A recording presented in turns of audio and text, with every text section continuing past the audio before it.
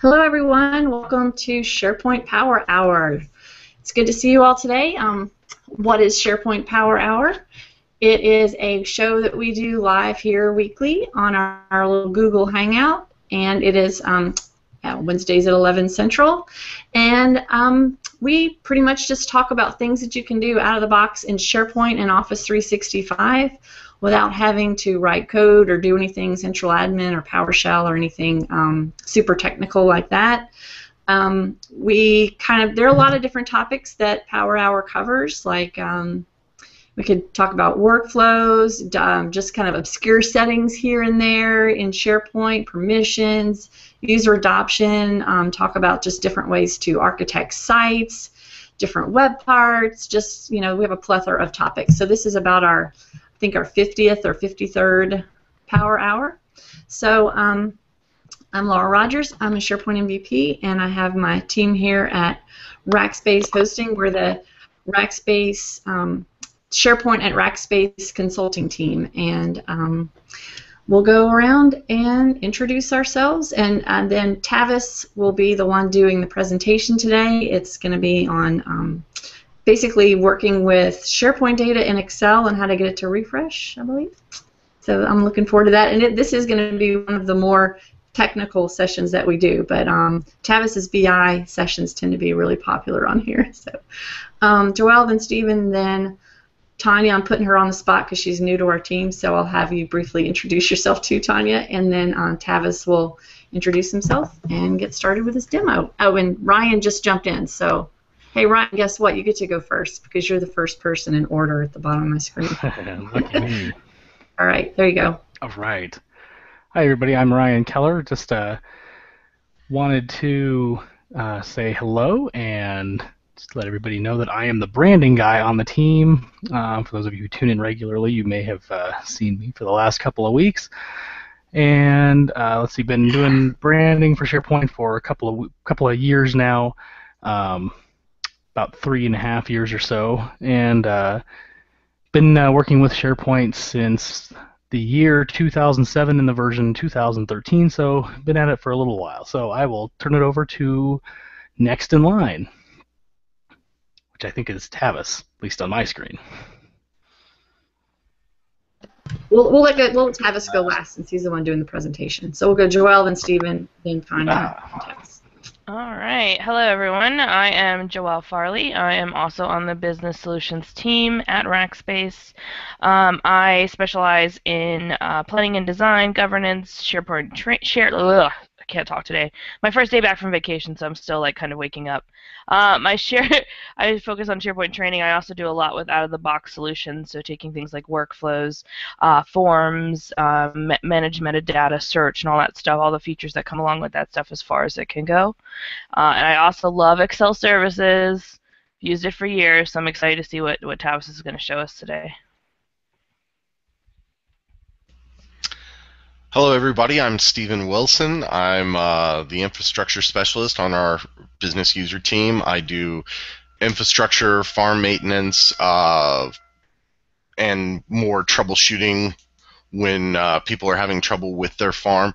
I also do some of our infrastructure, our site taxonomy, governance, things like that on sort of a lighter side, and search. I'm doing a lot of things with search recently to kind of explore some of the possibilities for us in SharePoint around search in 2013.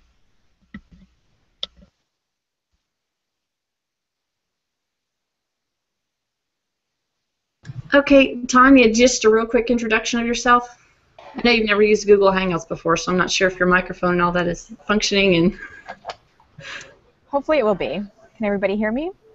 Yep. Okay. So I'm Tanya Kaiser. I'm new to the SharePoint team, about a 2-year racker, and was actually very brand new to SharePoint. My first use with SharePoint was coming to Rackspace. I've since recommended it to some of my past employers, and I'm just really excited to kind of dive in. My official role is SharePoint admin, specifically for our internal SharePoint environment here at Rackspace. So in that capacity, I'll be a consultant to my customers who are other rackers.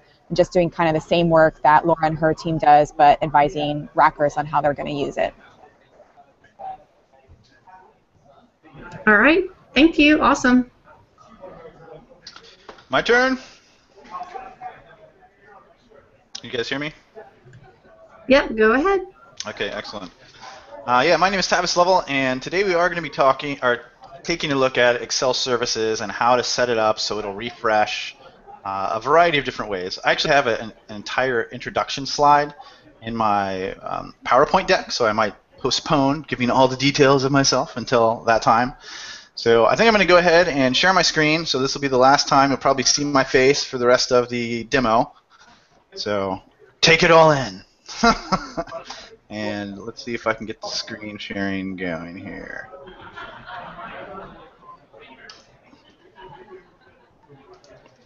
Okay, hopefully you should be seeing my desktop.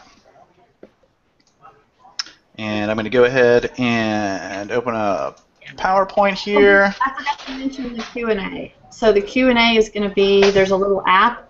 If you're watching this in YouTube, you'll see a little icon that will take you over to the Google Hangout. And if you're watching a Google Hangout, it'll have like a little Q&A app that lets you go and ask questions live to us as we go. So that's one of the big benefits about having these live sessions, is that you can come and just, you know, send us a barrage of questions, and we'll be shouting it out to Tavis whenever we see those come through the Q&A window. Okay, go ahead. Excellent. So this was the most clever title I could come up with late last night as I was trying to throw all this together. Let's keep it fresh or refreshed. Moving on. The agenda for today. We'll start off with who the heck is Tavis Lovell. I'll give you some details about myself. And then I divided the rest of this up into really two sections. One is setting ourselves up for success. So the first thing we're going to do is take a look at how we can connect Excel to a SharePoint list and pull in that data from the SharePoint list and make a report. I think on a previous Power Hour I covered this using Power Pivot, but it's pretty much the same in Excel, but I figured I'd go ahead and go through it. We need to create an example workbook that we're going to use as we do all this refreshing anyway, so that's a good excuse to just go ahead and show you how to accomplish that task. I don't want to give out any spoilers here, but when we first upload our newly created workbook to SharePoint, there's a good chance it might not refresh. So we're going to take a look at what we need to think about before we can get these workbooks to refresh properly. Some of those things are setting up what are called target application IDs, which are, you can kind of think of them like service accounts. And those are created inside of central administration, so you will need to have access to central admin in order to be able to do these, or at least become good friends with your SharePoint admin, and they can do that. These are created in the SecureStore service application in central admin. Once you have that target application ID created, you can then associate it with other service applications, and this is usually called setting the unattended service account for that service application. We'll take a look at how to do that specifically for Excel services. And once all that stuff is in order, we should be able to now refresh our workbooks. And we're going to take a look at refreshing them a variety of different ways. We'll talk about the manual refresh, where a user just goes in there and manually clicks it. We'll change some data and talk about why maybe there's a lag between the time that the data actually changes and when you see it reflected back in the workbook, and that has to do with the cache settings for Excel services. So I'll show you where those are, how to edit them, and why you may or may not want to actually edit them. We'll talk about refreshing a workbook automatically. Every time somebody opens the workbook, it just goes out and gets the new data. Also, not always a great idea to implement. We'll talk about that. And then you may have noticed, if you've worked with trying to get refreshes in your environment working before, that you always get this little warning that pops up that says, hey, Excel is about ready to reach outside and get data from somewhere, or something to that effect. We'll talk about getting rid of that message altogether, which is really handy, especially if you had like a whole bunch of web parts on a page that all had Excel workbooks displayed in them, and they were made to refresh when you open them. You don't want the user to have to go around and click OK on like 5 different boxes on the screen, right, before they see anything. And then last but not least, we'll talk about refreshing a workbook on an interval. So some kind of time schedule, once every 5 minutes, once every 10 minutes, once every hour. In our case, we're probably going to knock it all the way down to once every minute, just because we're working with a very small amount of data. typically you would probably not want to go all have it refreshed that often, but we'll talk about that in more detail later as well.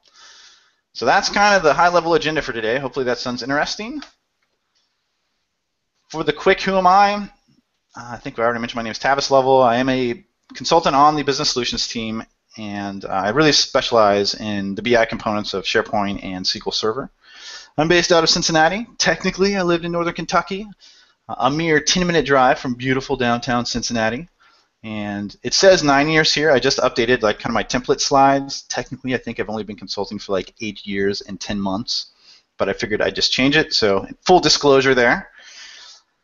Certification books and speaking. I'll let you guys check that out yourselves. I do know that I think I'm going to try and target speaking at not this upcoming SB TechCon, but the one after it. So not the one in Boston. I think Laura's speaking at the one in Boston, though, aren't you? So. Yeah, I'll be there doing 3 sessions.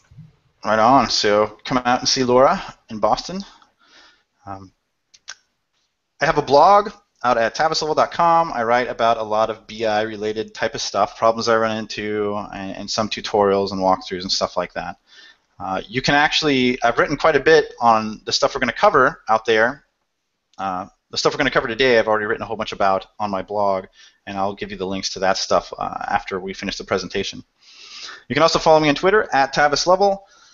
I usually tweet out anytime I make an update to a blog, or I'm going to do one of these power hours, and then just sometimes randomly. So feel free to follow me if you'd like to be updated on all things Tavis, I guess.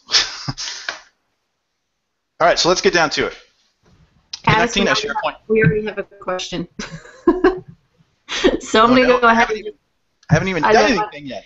No, I guess you just wanted to get it out there to be first in line. But I'm going to go ahead and read it to you, and maybe you'll just address it along the way or something. He said, let's see, Hot Arman, he comes to a lot of our sessions. He wants to know, just because of performance issues, one would want to show SQL data in Excel, not using Power Pivot, though. Would it be BDC or something else? Please explain. I'm not sure if I understand that question, but I think he may be asking why wouldn't you use Power Pivot instead of Excel? Well, I can answer that fairly easily. One, because you might not have Power Pivot. Power Pivot is very expensive compared to not having Power Pivot, I guess. You have to have the SQL Server Enterprise license, and that's usually, I don't know how much more it costs. I'm not going to do any quotes here, but it's a fair amount of money to get the additional Power Pivot functionality. On top of that, Power Pivot is going to be not very close to real time. So when you use Power Pivot, it's going to pull all the data into the Power Pivot workbook, and that data is going to sit there, and the workbook essentially becomes a data source. All the data that it's reading in reports or anything that references that Power Pivot workbook is going to be using more than likely somewhat stale data from whenever the last time the Power Pivot workbook refreshed. It is, however, very, very fast. If you wanted to do reporting off of something that wasn't such a large data set and you wanted it more near real time, Excel Services is a much better option. I don't remember if I already said this or not, but yeah, out of the box, Power Pivot can only be refreshed once a day without, I'm sure there's a way to make it do it more, but out of the box, that's what you get. Hopefully that answers your question. Okay, I'm going to jump back in here to doing some stuff, I guess. So we're going to connect our Excel workbook to a SharePoint list, and the way you do that is you end up having to give it a URL. And what you want, the URL you want to give it is the URL to either your SharePoint site or the sub-site that your list is on that you're wanting to report off of. And once you have that URL, you add this underscore VTI underscore bin. This is all underlined, but there are underscores here. And then slash listdata.svc. So in my specific case, I'm going to use the sample data list. And this is a full URL if I was like browsing the list. And it's on the Tavis BI demo subsite of portal.contoso.com. So in this instance, the URL I would use for my OData source would be portal.contoso.com / Tavis BI demo, which is the subsite, and then we tag on this underscore VTI underscore bin / listdata SVC. Okay, let's jump into SharePoint, and we will take a look at the sample data we're going to use, and then we'll open up Excel and get this stuff connected. So, pro.consoso.com/TavisBI demo. Let me log in here.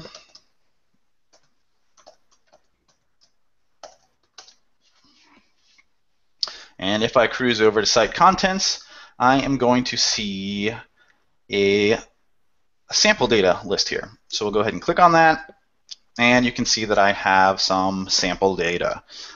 We've got sales amounts, months, years, categories, etc. I think what we're going to use in our report is basically the category, the month, and the year.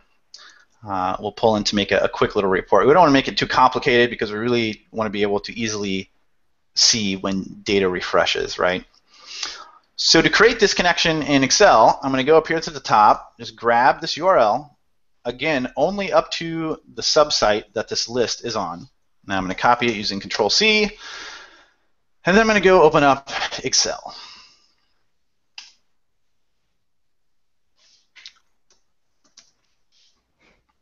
I'm just going to create a blank workbook. And the first thing I'm going to do is go to the Data tab. And then from Other Sources. And since it's a SharePoint list, we're going to go to From OData Data Feeds. And I'm going to paste in what I copied earlier, and then I'm going to add on _VTI _bin /list data.svc. And if I haven't typoed that or anything, let's go ahead and just click Next. And it'll take a second, or yeah, that was really fast. It'll come back with all the lists that I can report off of in that SharePoint subsite. So pretty much everything that you saw inside of site contents. We'll go ahead and select the one we want, which is going to be just sample data. We'll check it and then click Next. We're going to accept all the default options here and just click Finish. And we've already got a connection file named this. That's fine. That's just because I ran through this earlier. We'll go ahead and click Yes. We get a list of all the different ways we can display our data here. Table, pivot chart, etc. We're going to select Pivot Chart and click OK. And that will put a pivot chart into our Excel workbook. And as you can see, all the fields over here in the pivot chart fields are the fields that we saw when we browse the sample data list, and a whole bunch of additional stuff that is kind of hidden from us there. We're going to use, to build the report, you really just start selecting things. So we're going to use sales amount and category value and month. And you can see it just starts building the report there. I think I'm going to switch these so that month is on bottom. To do that, you would just drag it down here in the bottom right-hand corner. So now we're seeing our sales categories grouped by month. And we've got August and July, which does not seem to be in the correct order. It's ordering them alphabetically. Actually, I just noticed that. So to make that order happen would take a little bit more work. I don't know if I want to get into it right now. Maybe if we have time at the end, I'll show you how to reorder these. Let's go ahead and add a title just for giggles. We'll call it Super Rad Report, because that's the only type of reports that I write. Anyway, I don't know about you guys. And we can give it some design up here if we want to. On the Design tab, you have to have your pivot report selected to get that Design tab up there. Notice it's not there if I don't have it selected. Maybe make it look a little bit cooler. That looks kind of cool. And we're going to save it. So let's go to File. I guess I could just hit the Save button up there. For some reason, I have a problem saving it out to SharePoint directly. You should be able to do that, but in my environment, it just isn't working. So I'm going to go to Desktop. We'll name this Power Hour Example. And click Save. And then we're going to go out to SharePoint and upload that workbook. So let's just go ahead and create a new document library to put it in so it'll be easy to find. We'll call it Power Hour Demo. And right there it is. Click on it, upload our file.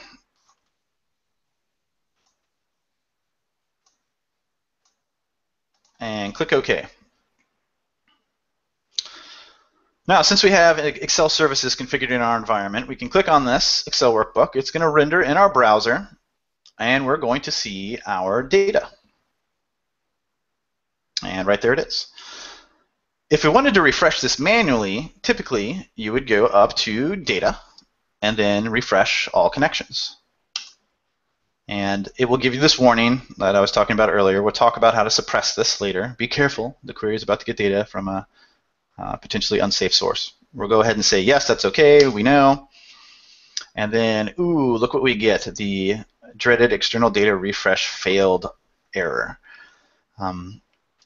So let's talk a little bit about authentication settings inside of an Excel workbook and how we might resolve this. Let's go ahead and go back into Excel. And since we accepted all the default settings when we created this connection, we kind of skipped over some stuff, and that's what most people do.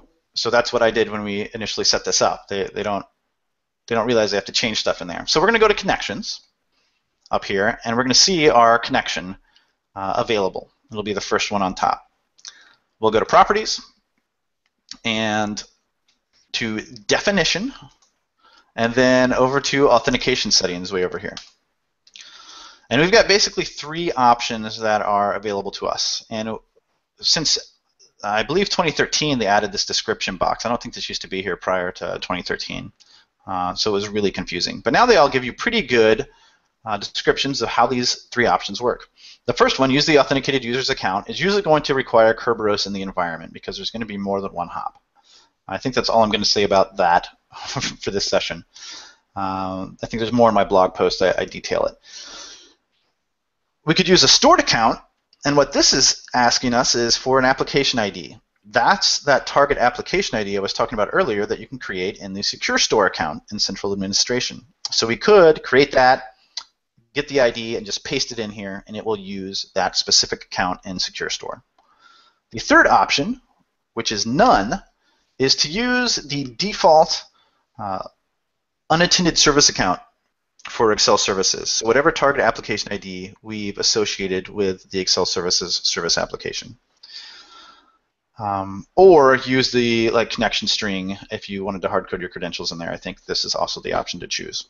So for our scenario today, we're going to use none, in that every time we upload a workbook to SharePoint, we want it to go fetch the data using this generic account that Excel has been configured to go get data with.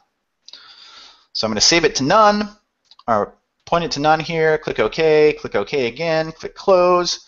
I'm going to save my workbook, so the changes are now there. And then I'm going to re-upload it to our SharePoint library.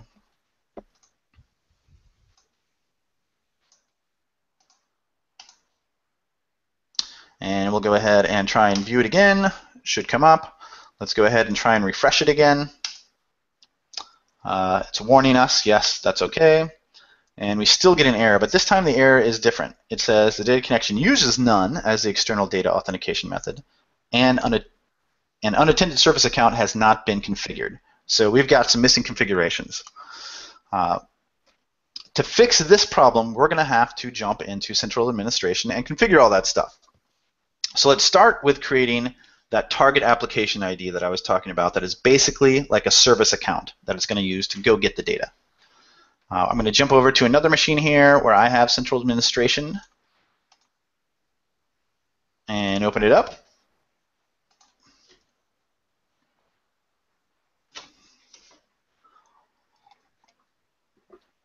Hopefully open it up.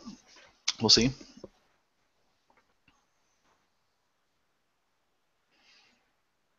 There we go. We're going to go to Manage Service Applications under Application Management. Also, if you click on Application Management over here, it appears here as well. Manage Service Applications. And we want to look for the SecureStore, which we can see right here. Now, realistically, they could have called this whatever they wanted to call it. So if you can't find it, there's 2 possibilities. One, it hasn't been created yet, which you would have to go to New and then create a new SecureStore service application that way. Or maybe it's just named something really weird. You might want to check your types and look for the specific type of SecureStore service application. I'm going to go ahead and click on SecureStore service. And I've got some links that that I'll give out afterwards that talk all about setting up SecureStore if it hasn't been created in your environment yet. Because you'd have to do some things like generate a key to encrypt the database and all that stuff. But here's a list of accounts that I've already set up. I'm going to create a new account, or target application ID, specifically for Excel services to use, and for this demo to use, I guess. So I'm going to click on New up here. And it wants me to give this target application ID a name. So I'm going to call it Power Hour Demo. And I'm going to go ahead and use that for the display name as well. You're going to have to give it some kind of email address. I'm just going to give it the old asdf@asdf.com. And there are a couple of different target application types that you can pick from. We're going to use group. I don't want to get into a big discussion of how these all differ, but I've also got a link that I'm going to give out at the end that talks about the different types of target applications types you can create. And that's all we're going to change here. We're going to go ahead and click Next.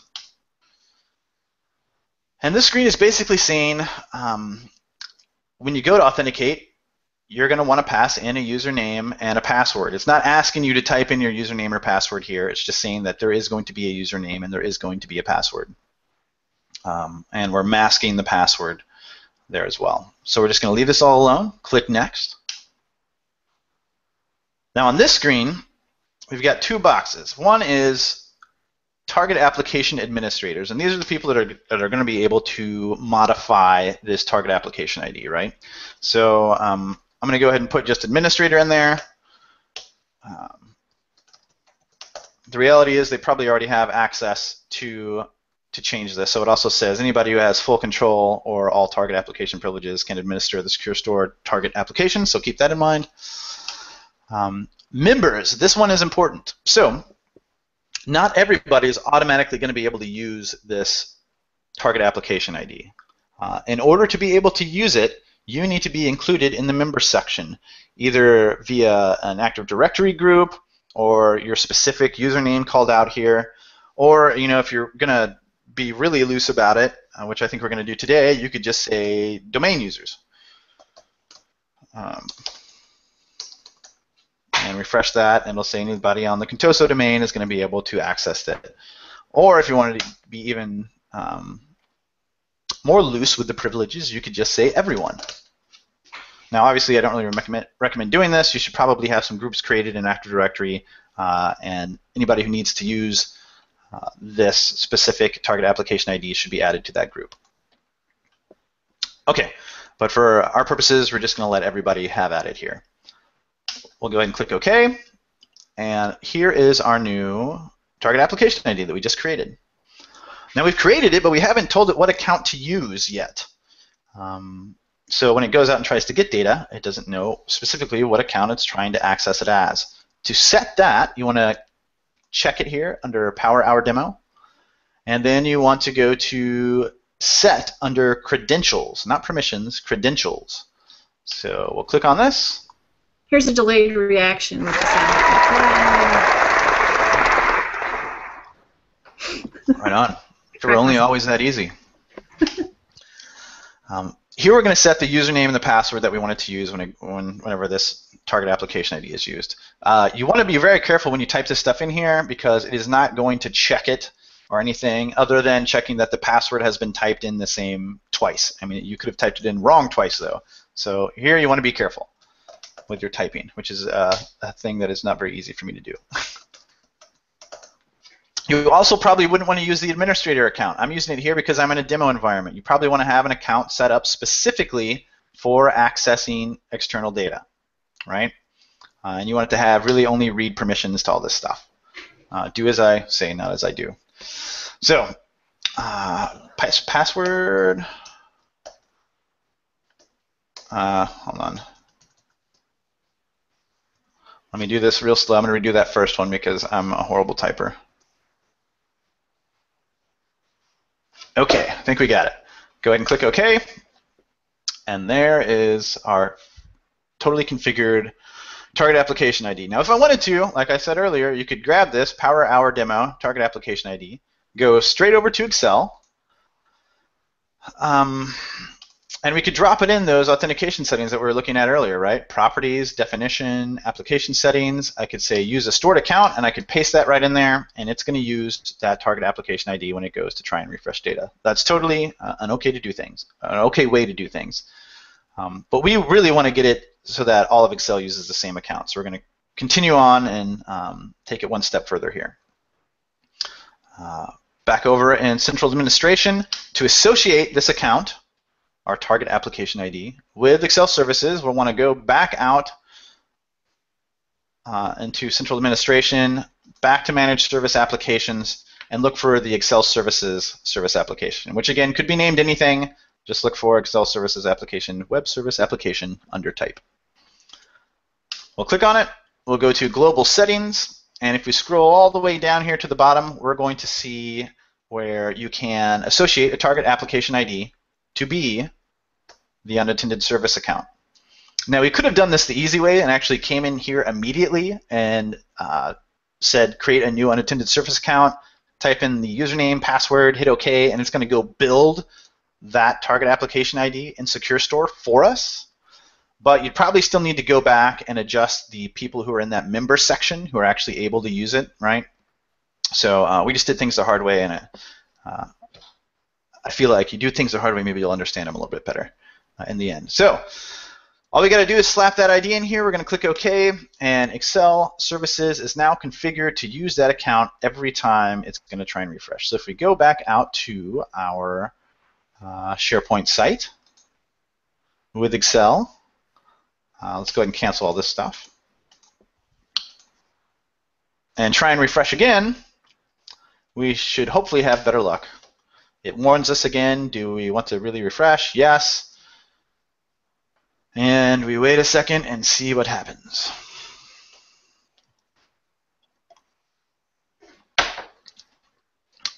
All right, so we didn't have any changes in our data happen yet, right? So maybe it refreshed, maybe it didn't. We didn't get an error, so that's good.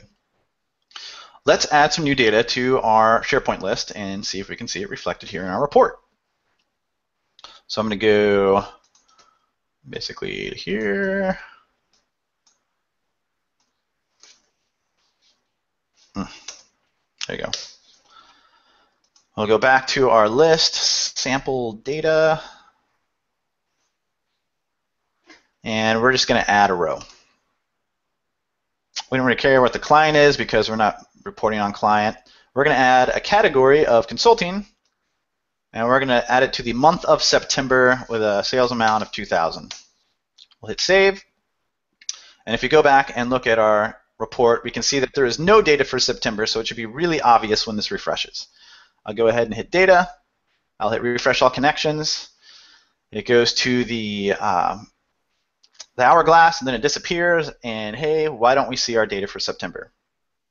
The reason we don't see our data for September is because Excel Services is using a cache. And by default, this cache lasts 5 minutes. So if we set here for 5 minutes and then hit refresh again, it will show our new data. If you wanted to make that lower, you can. So let's take a look at how we can adjust that. And it's also going to make the examples we do in this walkthrough a lot more obvious because we won't have to wait 5 minutes every time we make a change. So over in Central Administration yet again. This time, we still want to navigate to Excel Services. So Application Management, Managed Service Applications, Excel Services, and then we want to go to Trusted File Locations. We'll click on that. By default, you should have this little HTTP here, which is pretty much everything in SharePoint.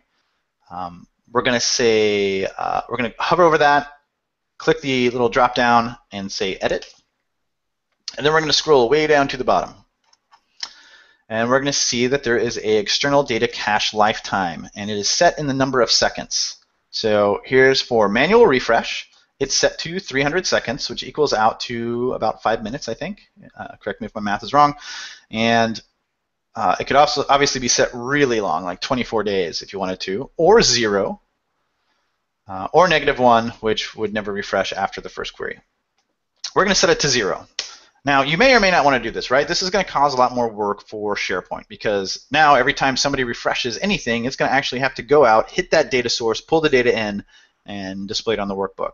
Where previously, it kind of had a stored or cached version of that data that it just went and got. So it's doing a lot more work this way. How much more work? I mean, I can't consider, you have to get into a lot of performance tuning and stuff, but it's something to be aware of. You don't want to just set everything to 0, more than likely. So in our demo environment, though, we are going to do that because we want to see stuff update for our demo here. So I'm going to click OK. We go back out to SharePoint.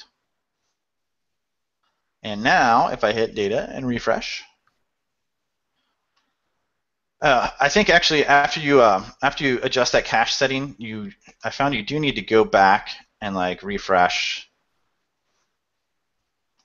and then like go back into the workbook before that change takes effect.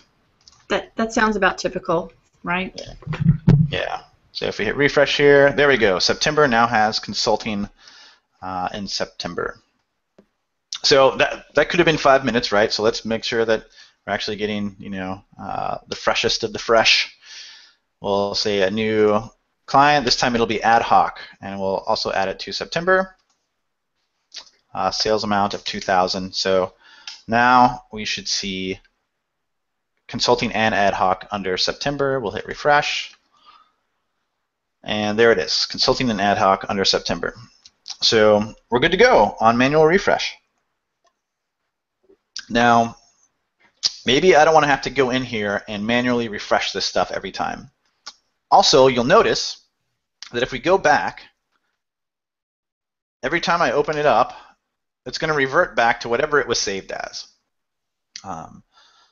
So I'll always, whenever this was last saved to SharePoint, that's what it's going to come up with as default, not the last time it was refreshed. The refreshing doesn't get saved, at least not this way.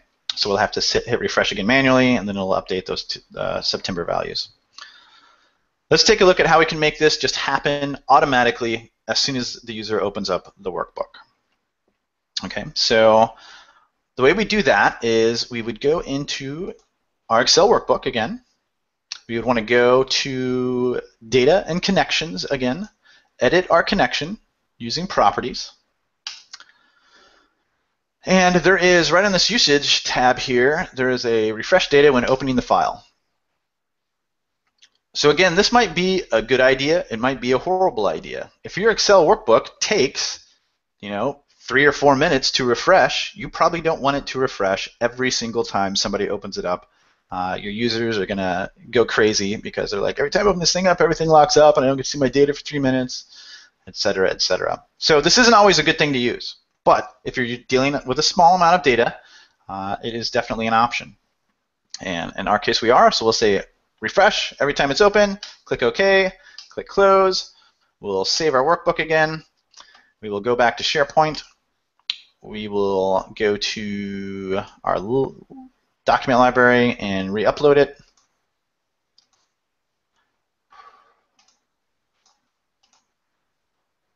And now, as soon as we click this, the first thing we should see is the most up-to-date data.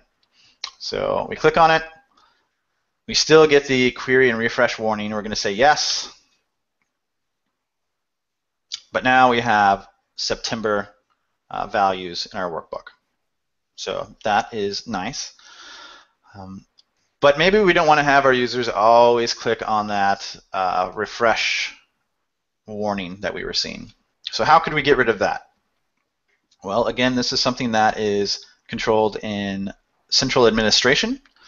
So if we go back over to Central Administration, again, to the trusted, what was it called? I'll just take it from the top. Application Management, Managed Service Applications, Excel Surfaces, Trusted File Locations, yeah. And then hit the drop down for the HTTP, hit Edit, scroll all the way down to the bottom, and there is a Warn on Refresh checkbox here. We would simply uncheck that, and now we will not get warned about our data refreshing. So back in SQL, I'm sorry, on my SQL box, but in SharePoint, if you go back, try and open it up again, Awesome. No refresh. Let's add. Let's maybe take a value away. We'll say get out of here. Now we should only have consulting in September, just to make sure this is all still working right. We'll go back, and when I open this up, I should only see one value in September. Ooh, that's not good. Let me see. If I go back and I refresh the whole page, that might be. All right, open it up. Why is it not refreshing? Hold on. This is great troubleshooting, but it's also the demo gods, right? Yeah, I was hoping this would happen. This was awesome. This is all part of the plan. Refresh data when opening the file. That looks right. Let me see here. Perfect, because like the person that's going to try and recreate this is going to come across issues, and they're going to want to know like what things to go back and check, right? Okay, so I wasn't going to do this initially. I mean, I know I've done this before and it works, and I'm guessing what the problem is. In central administration, when we set the caching values, let's go to central administration, trusted file locations again, edit. There is also an automatic refresh periodic on open cache. Yes, so this is definitely the problem. So there's two different caches, one for the manual refresh, one for when it opens up and refreshes, or does it on a periodic basis, which we'll talk about next. So we need to also set this to 0 if we want to see those immediately. Otherwise, we're going to get the cached values. So let's go ahead and click OK. And I'm pretty sure that is going to solve our problem. So let's go back to SharePoint. Let's go back. Open it up, and now we only see our one value, but that could have been enough time for the cache to expire, so let's just double check. Let's get rid of maybe both of these. So now we should have no values in September. I'll go back.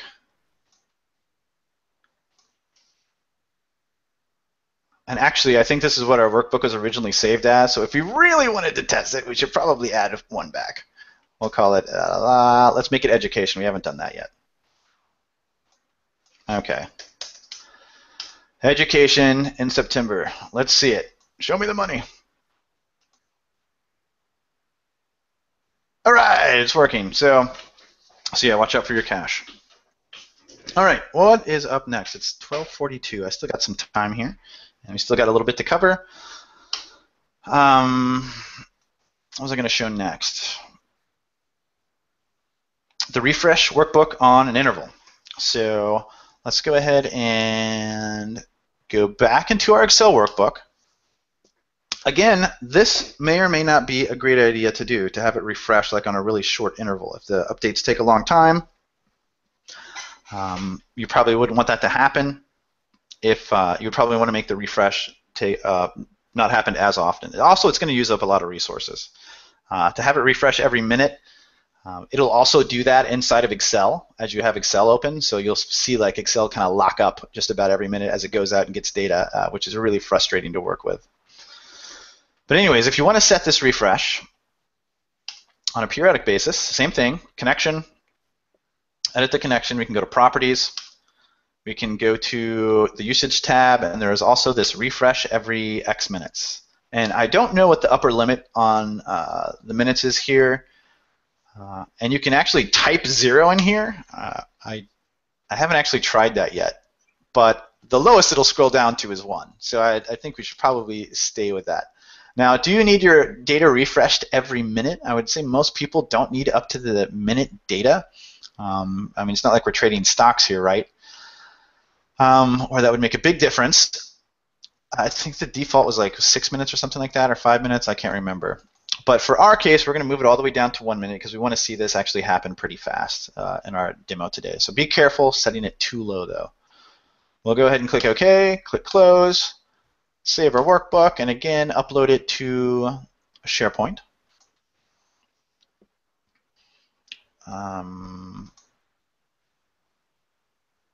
Let's go to Upload Document, Browse, Power Hour example, save, OK.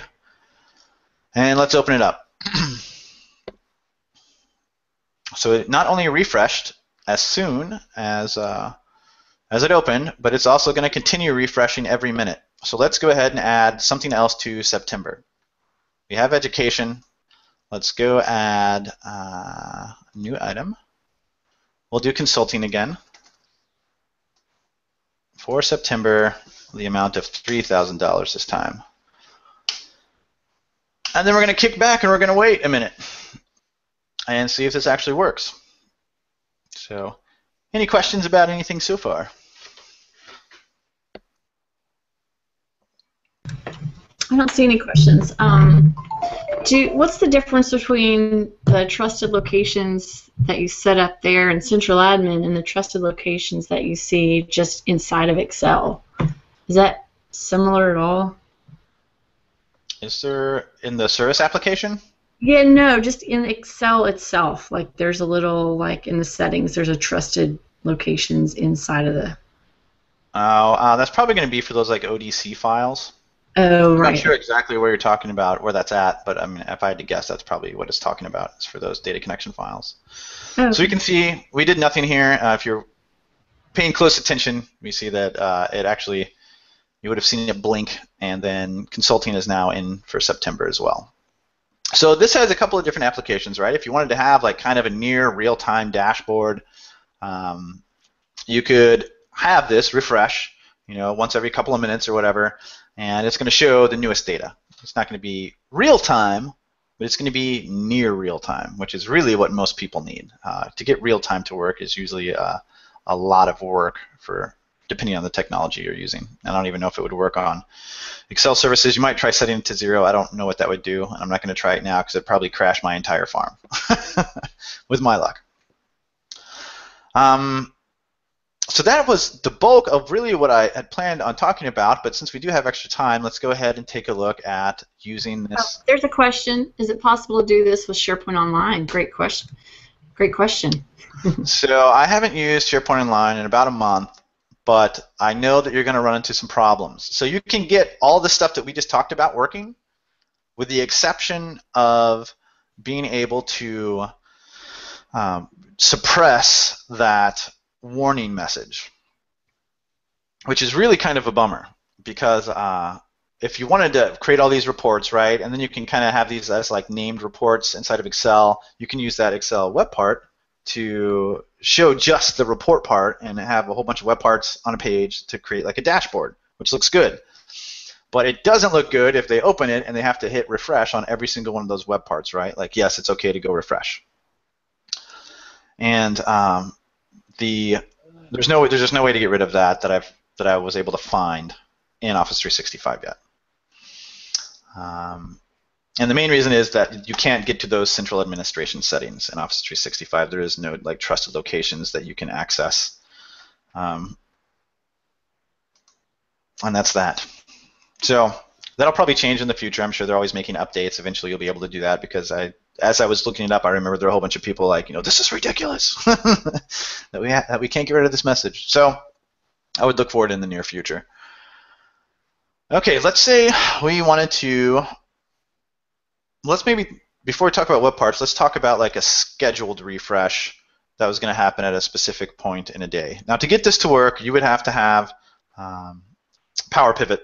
I don't think you get this without Power Pivot, or in Office 365, you need the Power BI settings. But if I go back to the library that this is in, I do have Power Pivot in this environment. I could go to the little ellipsis here, and then go to the next ellipsis, and then go to Manage Power Pivot Data Refresh. And this basically gives me all these settings you would likely see in like SQL Server Agent, you know, when you're running a job to do, I don't know, whatever, import something or run some kind of process. You can enable it. You can select, you know, daily, weekly, monthly, once. Note that the daily is the most often you can run it out of the box. I think we talked about that earlier. You can also say, hey, go ahead and refresh it as soon as it runs, as soon as I hit save here. And then configure times, email notifications. You can even configure the credentials that it uses to refresh here, again, if you wanted to. And then you can pick individual data sources that you want to refresh. So if you had multiple data sources in your Excel workbook and really only 1 or 2 of them needed to be refreshed, you could set those here. So I would probably use this if I had it, in my environment. If I had like a workbook that took a really long time to refresh, I would probably want to refresh it this way, just because I can set a specific time, to refresh at 3 o'clock in the morning when I think nobody is going to be on looking at it, right? Okay. And you could even get fancier if you wanted to, like use this option for like the really long refreshing data sets, and then you could use the interval refreshing or refresh on open for the different data sets that are maybe take a lot shorter time to refresh. Because when you get into Excel here, and when we're looking at all these connections, if there are multiple connections, there's going to be multiple lines in here, and you can set these properties individually for each one of these connections. Okay. The last option I wanted to talk about here was the web parts. So let's build a web part page. We'll go to go back to SharePoint. We'll go to well, one more thing before we do that. Shoot, I keep thinking of new stuff. Let's go to a Power Pivot library, which I have in here. If we uploaded our workbook to a Power Pivot library, the refresh is a little bit different. It's the same settings, but how you get to it is a little bit different. I figure I might as well show you. Once your workbook is uploaded here, you can go over to the calendar and manage the refresh that way. And that's also how you configure your Power Pivot workbooks to refresh, by the way. Okay, on to web parts. Let's go to Site Contents. We're going to go to Pages. Let's go ahead and create a new web part page. We'll call it Power Hour example. Maybe just Power Hour demo. So that looks good. We'll click Create. And we'll say Add a web part. The Excel web part is located under Business Data, and then Excel Web Access. Go ahead and click Add on that guy. And then we can click here or over here to edit the web part. We'll want to select our workbook that we want to show. So we'll click the ellipsis here, or the search, whatever it's called. Navigate to our workbook, Power Hour Demo, and select our workbook. Now, if this isn't working in my environment, because I think I need like a couple of service packs for this, but if you had a named item, that's how you would ideally want to show stuff inside of a Excel Web Access web part. And named items are over here. If you clicked on the chart, and I think you need to go to Design maybe. Here it is, under Analyze. You can rename this something. So I would probably name this, like Super Rad Report, and that would name this entire, or just this specific piece, Super Rad Report. And then you could go back to our web part here and put in Super Rad Report, and it would show only the report. It won't give you all those, like the background, all of this that is not the report. It would give just the specific report piece that we're looking for, which looks a lot better, a lot less scroll bars and all that stuff.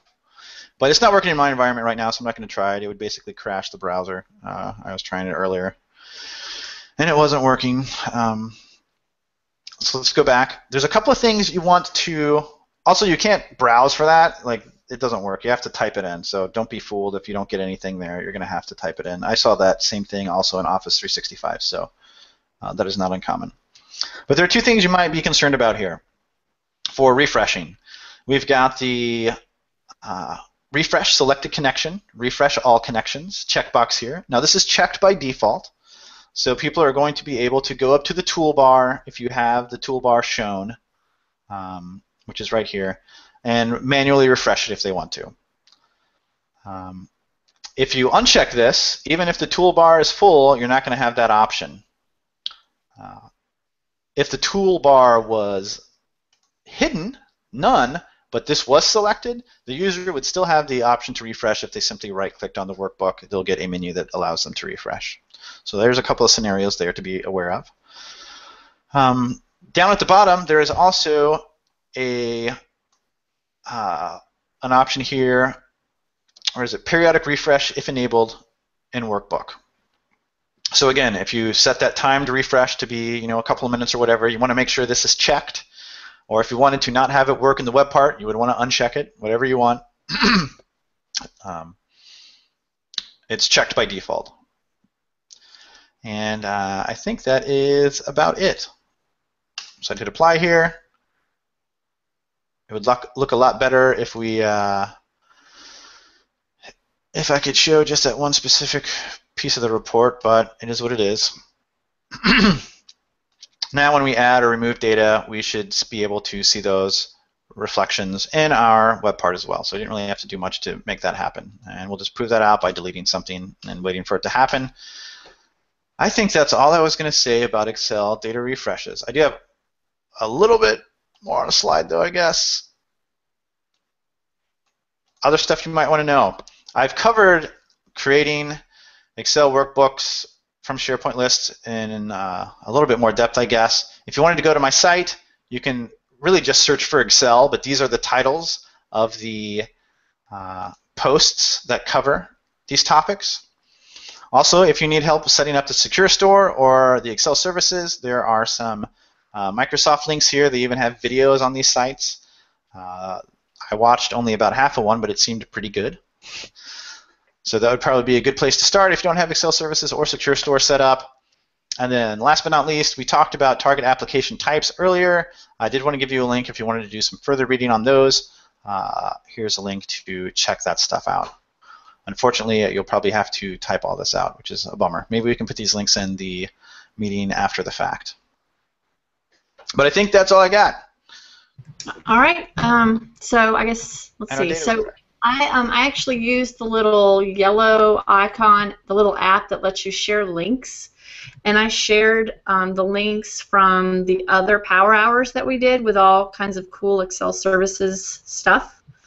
So those were, Joelle did one of those, and I think Joelle might have done both of them. I'm not sure. But so it's episode 8 and episode 19. It was a while back.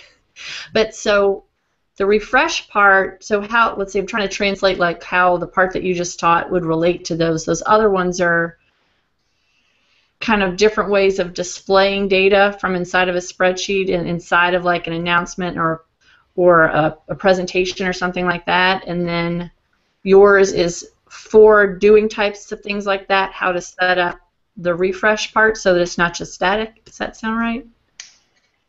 I don't remember what the other ones were, but yeah, I mean, this one was focused on refreshing. Well, so if you're, it's all a blur to me. I'm going to forget this as soon as we end the session. I will not remember what I've done. But, I mean, yeah, this one was basically, it's all refresh. If you're having problems with refresh or you want to know what your options are for refreshing, I think we pretty much covered them all in terms of Excel services today.